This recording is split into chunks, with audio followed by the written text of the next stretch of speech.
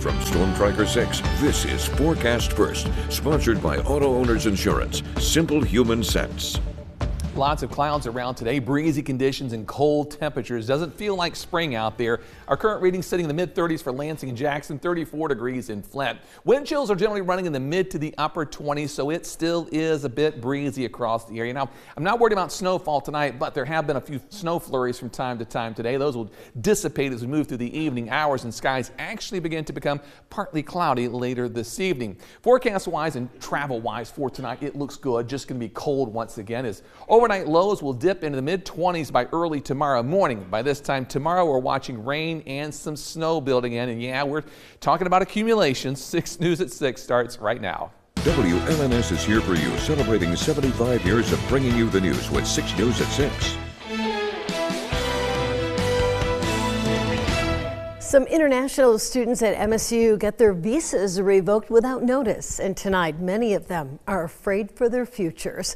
It's our top story at 6. Thank you for joining us. I'm Sherry Jones. Siobhan has the night off.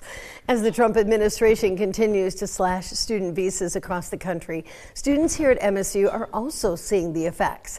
This comes after 4 University of Michigan students had their visas revoked, according to the Department of Homeland Security. Our Taryn Simmons spoke to an immigration law expert. She's here for you now to get a better understanding of the situation at hand. Taryn? You're an international student.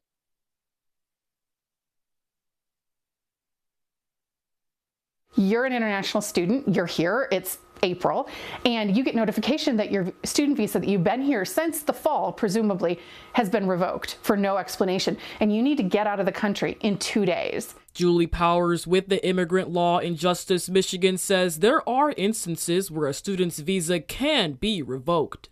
But it is lawful. The federal government can terminate visas for cause. If a student violates the rules of the program and violates the tenets of their visa, or if they broke a law, or if they dropped out of school. International students make up 8.7% of students at Michigan State University. I'm currently standing on MSU's campus at the International Center, where I've spoken to multiple international students, and they told me they're scared and worried for their future in regards to their student visas being revoked without a notice. In fact, they were so scared none of them wanted to go on camera in fear they might be targeted. Powers says there's a lot of unanswered questions. How do they finish their education that they've paid for? And they have housing. Maybe they're living in an apartment and they have a lease. Do they have to still pay that lease because the federal government all of a sudden, with no notice and no warning? MSU reports that the Office for International Students and Scholars is closely monitoring the situation while consulting with immigration attorneys and students. MSU has not reported how many student visas have been revoked at this time. Here for you in East Lansing, Taryn Simmons, 6 News.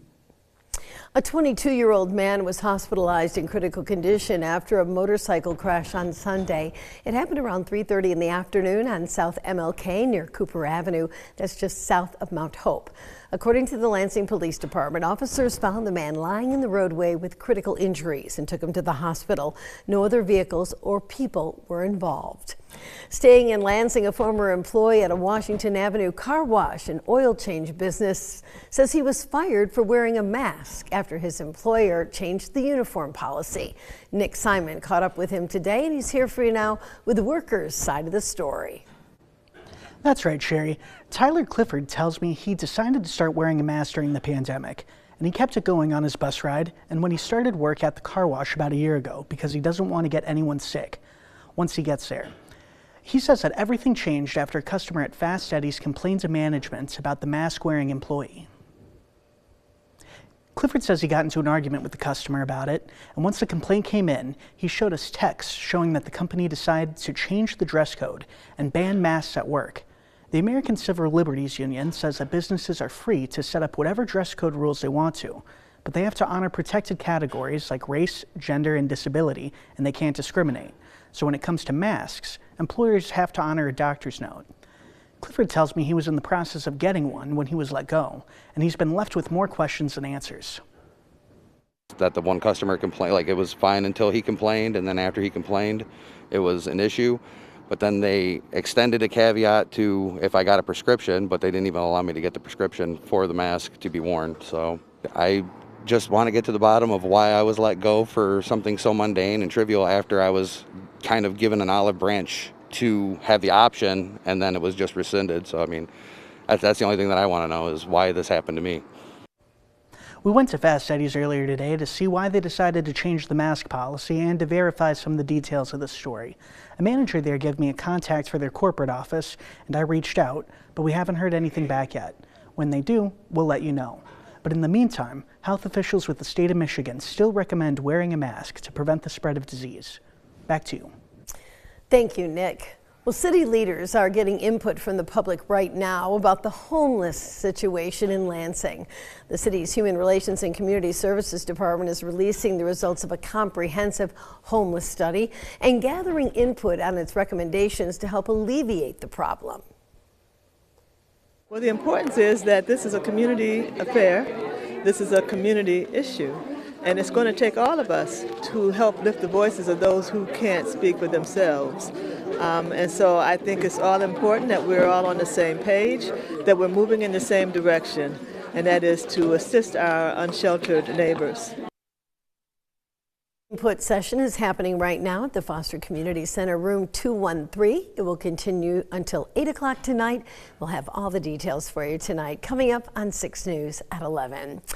Well, like many developed nations around the world, the United States is grappling with the fact that fewer people are having children.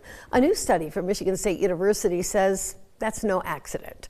According to researchers, the number of people who never want to have children is on the rise. They interviewed 80,000 adults who don't have kids from 2002 to 2023. And during that time, the number of non-parents who never want to have kids more than doubled, from 14% to 29%. Now, at the same time, the number who plan to eventually have kids fell from 79% to 59%. And this study included both men and women, as well as their desire for biological or adopted children. Co-author of the study, Professor Zachary Neal, says it's important to track this group of people who plan to remain childless, since medical and financial service companies often plan their services on the assumption that people will have children.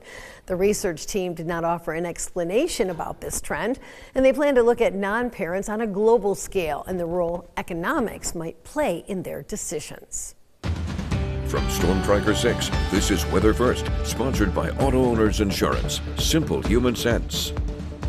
We've got some beautiful weather on the way for the weekend, but until then, a little dicey out there with some snowfall to talk about. Still doesn't stop some evenings from being still fairly nice, like we saw on this Picks on 6 winner from Ann in St. John's, showing some absolutely fantastic color out there. Love the trees and the shot, kind of like a postcard. Sherry Jones approves, and so do I. That is a beautiful looking shot. Love to see more sunset pics or anything weather related. Just head to WLS.com/share and upload your weather photos. Our high temperature trend this weekend should be a good one for some sunsets with some sunshine and mid-50s on the way. 60s Sunday and Monday. I guess I kind of skipped by that part. It's going to be cold the next couple days with that chance for some snow. Satellite and radar relatively quiet. There have been a few flurries mainly to our north. We'll see decreasing clouds this evening and then increasing clouds by tomorrow morning as our storm system approaches from the west. Dry weather tomorrow morning for the morning commute. Afternoon commute should be fine, but at some point tomorrow afternoon or evening, some rain or rain-snow mix begins to move in. Now, it could change to all wet snow. Now, assuming that happens, that means a little slippery travel by 11 o'clock Wednesday night and for the morning commute on Thursday.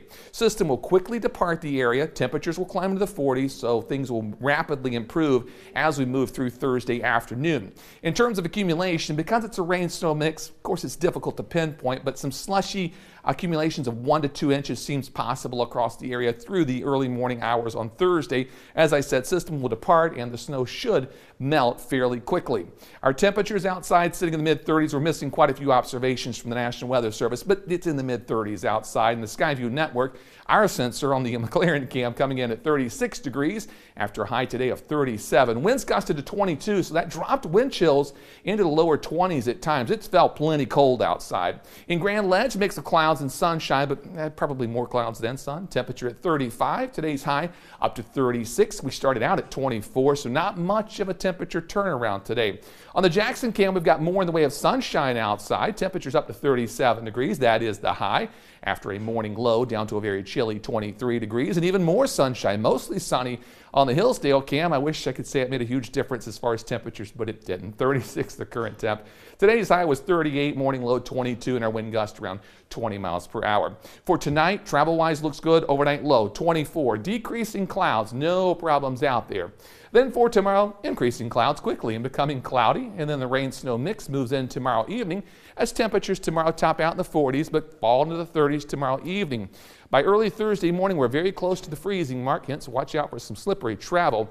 Weekend looks good, highs 50s and 60s, some rain showers and 60s on Monday, followed by 50s, a cool down but not a big one. Some rain showers late next week, and look at that next weekend, looking good with highs in the 60s. You know, and I have noticed that some of the trees are starting to bud out. The magnolia tree in my front yard is got gorgeous buds on it, and then the red bud it's coming around, and with these 60s. Oh, all that sunshine and warm temperatures next week, it's time for spring. I know, it'll feel very good. Yeah. Thanks, David.